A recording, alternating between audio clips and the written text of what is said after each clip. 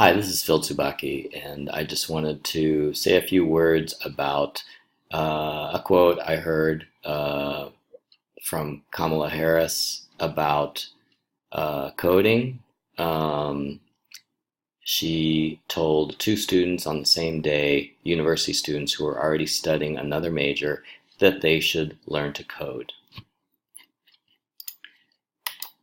Um, my background, just to explain where I'm coming from, is I studied electrical engineering in university and uh, graduate school.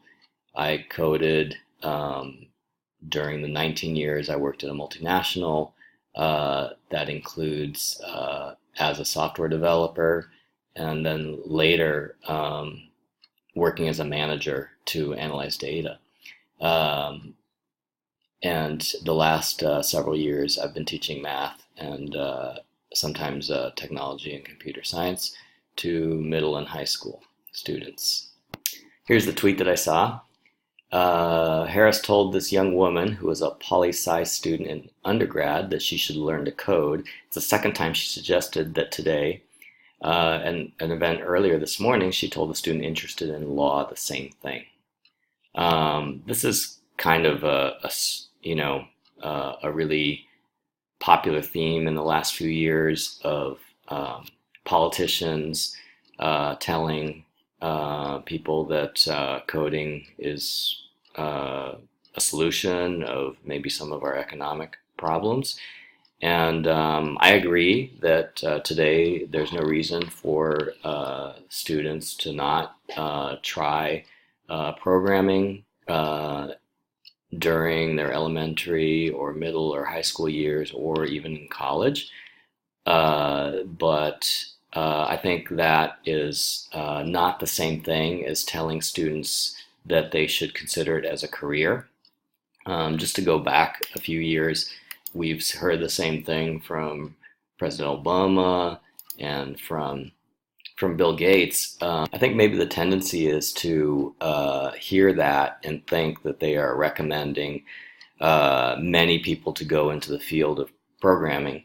If you look carefully at some of the things they say, for example, Bill Gates says everyone can benefit from learning the basics of computer science. The question it teaches you to ask, how do you accomplish a task? Can you find a pattern? What data do you need? Are useful no matter where you go in life.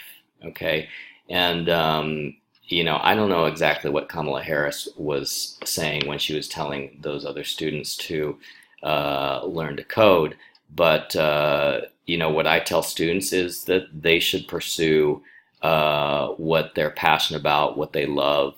That is the way that they are going to succeed in their future job, not by, pursuing careers that they think might have the best salary or are going to have the most opportunities in the future, because chances are might not be true anymore. And if you make all those decisions based on the wrong reasons, you might end up either in a career that you don't enjoy, which is not a recipe for success or happiness in your life, or you might be really bad at it, or that job may not exist anymore. Okay, so let's move on to the next slide. So just as recommendations for parents and students as you navigate your years before you get to university is, Kamala Harris was telling university students that they should learn coding. Well, if you're a university student today, you've had probably more than 10 years of your life, unless maybe your household didn't have the resources, you probably had 10 years of your life where you had access to a computer at home or an iPad or a smartphone. There was nothing stopping you during that time to learn to code. Okay, there are so many resources on the internet today that make it easy and fun to learn to code.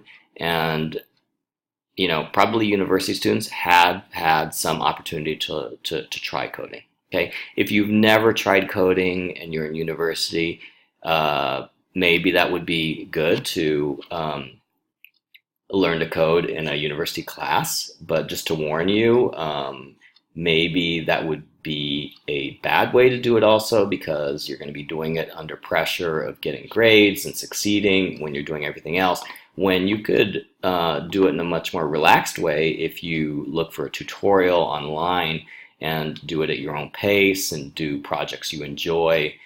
Choose the tutorial that you enjoy. So I don't know if it would be a good idea to have as a first experience doing coding in a university class. Okay.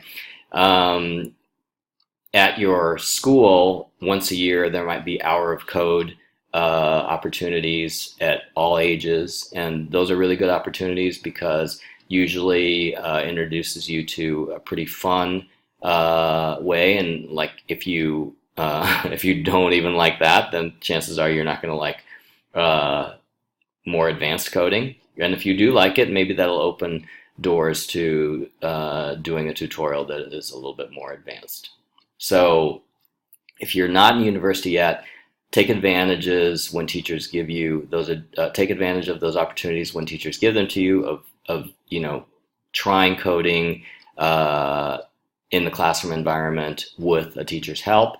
And if you like it, definitely pursue it and ask for more resources if the teacher hasn't given you some already, and search on the internet for things you like, or YouTube, and find good resources. I'll mention a few resources at the end of this video.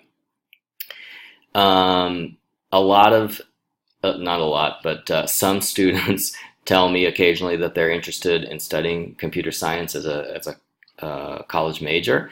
And sometimes I'm a little surprised at students who say this, but do know coding as a hobby. And coding is a really unique career, I think, in that even if you're like 7 years old, you can actually do the exact same thing you would be doing as when you're a 30-year-old programmer. If you just open up your computer and set your mind to it. So maybe not most 7-year-olds, but maybe when you're like 16, you could be writing some really sophisticated programs that someone would probably pay you to write. And you can learn all this pretty much through tutorials on the internet and doing things on your own. I mean, basically, a classroom is, I think, kind of a horrible way to learn programming.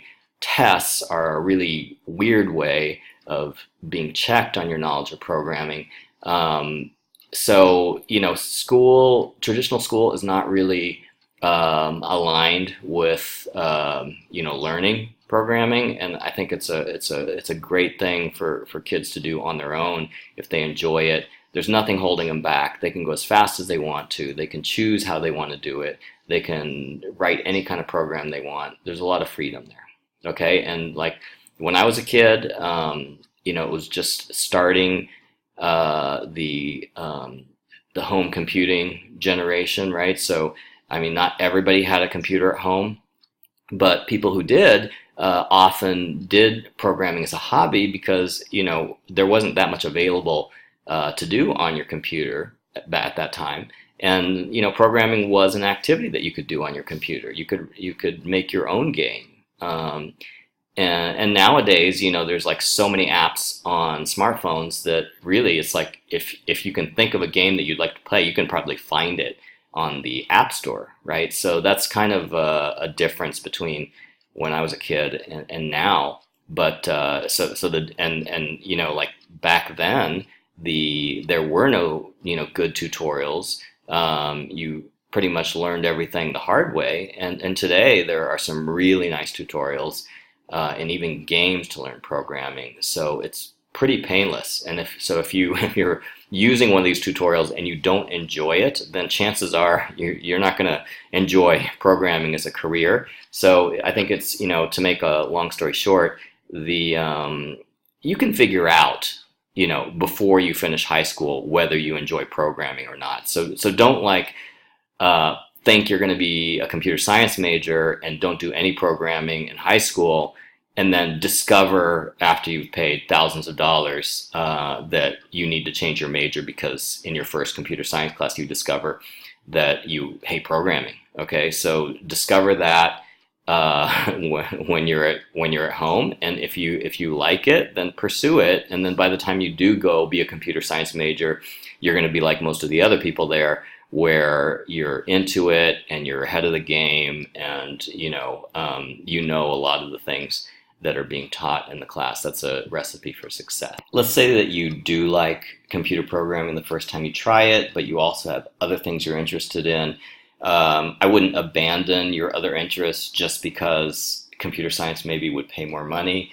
Um, Most computer programming projects in a developed country like the US would live probably with the danger of being transferred to India or China or some other country with qualified developers, with lower salaries. I mean, that would be a danger at any moment, the same way a factory can suddenly be relocated to another country with lower wages.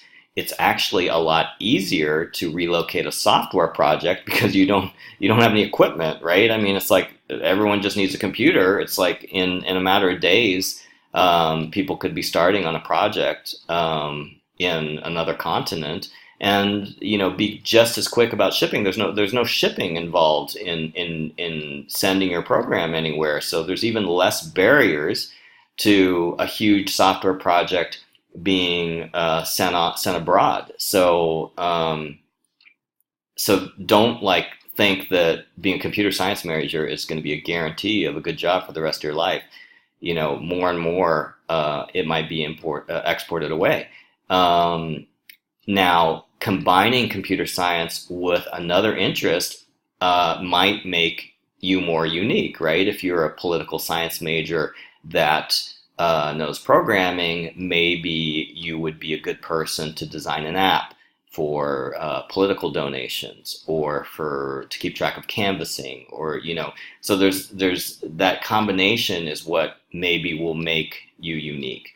And I think probably something that maybe would have more staying power in developed countries would be smaller projects that are customized to a customer who needs to be in contact with the developer to explain to them what their needs are. Maybe the developer needs to test it in the field. And so those kind of things make it more important to have someone local, make it more difficult to export the work away, make it easier to justify paying more for the person because it's a different kind of service, right? So another thing that is a useful skill for programming, and I'll show you in a resource at the end of this presentation, is that if you do know a little bit of programming, you can demonstrate maybe some ideas you have in your field of specialty, political science or law or whatever. You might be able to demonstrate some technology idea with a mock-up or a proof of concept, kind of like a prototype app, by developing an app by yourself. And so instead of like drawing pictures or explaining to someone maybe your idea for an app that your company needs or your law firm needs or something, you would be able to actually, in minutes or hours, you would be able to show a prototype version of the app. Maybe it would even work partially using just a little bit of programming that you can learn, as a kid. Just in conclusion, I don't know what Kamala Harris was saying when she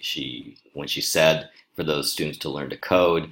If she was telling them to change their career because coding is a much more lucrative career than maybe the other options.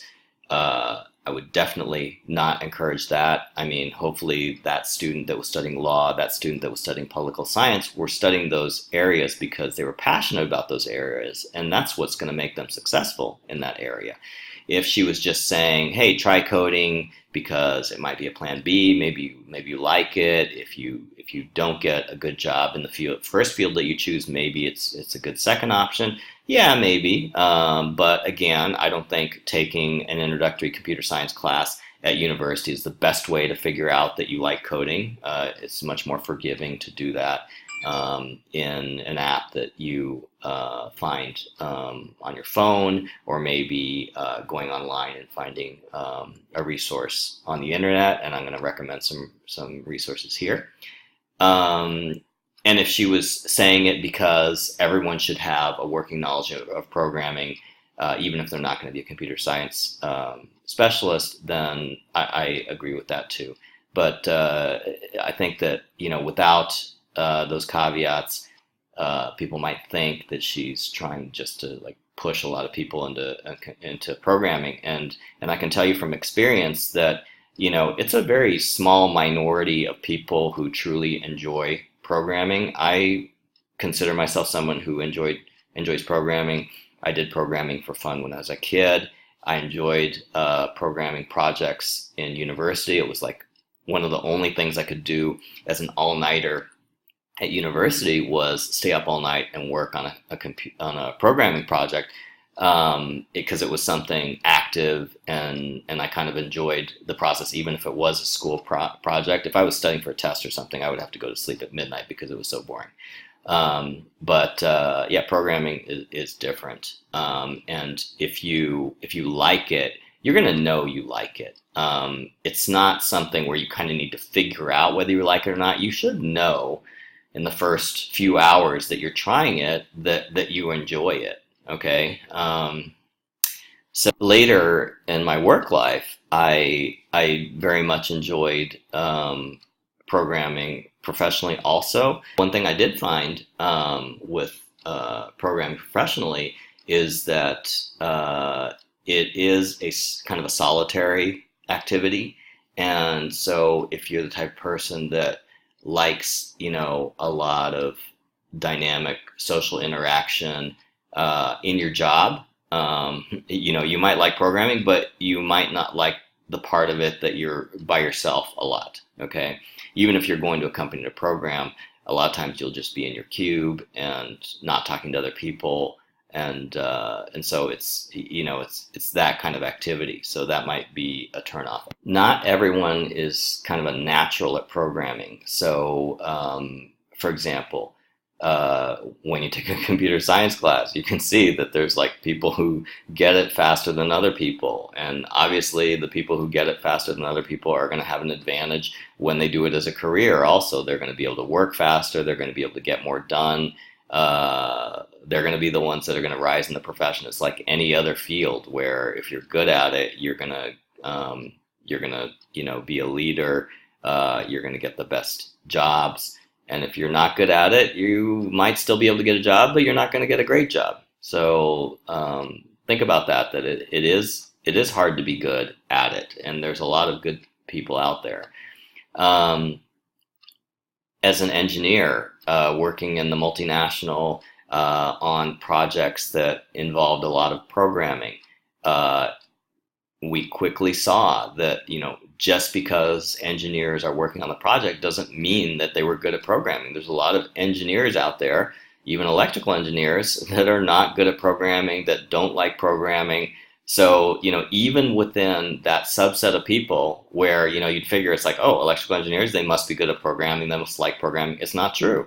So if you take a general population, or political science majors or whatever, it's very possible that not too many of them also would be good at or like programming. So that's one of the dangerous things about politicians, saying, hey, yeah, just do coding. Not everybody not too many people like coding. Not too many people are really good at coding. So it's not a panacea. Okay, it's not going to solve all our economic problems, because there's not that many people out of the entire population that are going to be good coders. Okay, so if you are interested, that being said, if you do like it, uh, that means you're going to practice it a lot, and that means you might become good at it. And I have two um, applications here, tutorials that I think are special. The first one is appinventor.mit.edu. This is a really easy to learn coding environment where you can actually make applications for your Android phone, and soon they're going to have an iPhone version also available. But you can make an app that would go on your phone, and you can make it your first one in the matter of minutes, and you can start designing your own apps probably after going through maybe a few hours of tutorials. You can already start making your own apps and games that can go on your phone, and I think that's really cool. I'm surprised that not more students that I've had contact with are impressed by that idea. It impressed me so much when I first started playing with it. I think it combines like young students connection with their smartphone with programming. So it's like I think the best of both worlds. Codecombat.com has some introductory levels that are free. They unfortunately have made a lot of the levels pay, but I think it's a really unique programming environment to learn in. One of the things that I think makes a lot of the adult tutorials boring for kids is there's not a lot of context given showing, like in the kid's own world, what is a subroutine, what is a variable, why are those useful. It's kind of hard sometimes to teach a kid those concepts because they don't work with a lot of data, they don't work with a lot of complex statistical processes, and a lot of the adult tutorials give these computer concepts in a context that is like removed from their world. And Code Combat is different because it gives all the tasks in the context of like a kind of a fighting video game. And so obviously the kid can immediately connect with it because it's similar to other games they played. The difference is that instead of controlling the avatar with the joystick, the avatar is controlled by your commands, your programmed commands, and the commands and the program are written in real code. You can actually choose what language you want to learn, and it'll allow you to write in that language. So I think it's a really good program, and if you like the first few levels, I think it's worth paying for because it is, I think, pretty unique compared to all the other tutorials that are out there. Although there are a lot of free tutorials out there, I don't find them good as far as like teaching a kid about programming concepts using language and context that he can connect to. Okay, so I hope that I gave you something to think about. And I don't know exactly what Kamala Harris was trying to say when she said that, but I just wanted to say, be careful. Don't push all kids into programming. If they say they hate it, give them time, and maybe they can revisit it later in life. But it's like, if you hate it, you hate it. It's like you're gonna know with programming whether you like it or not at that point in your life. And if you don't really like it, then there's no sense in pushing a kid toward it just because you think it's going to be like some great career or whatever. The kid should go to do things he loves to do, and that's what he's going to excel at and practice a lot. Okay, thank you.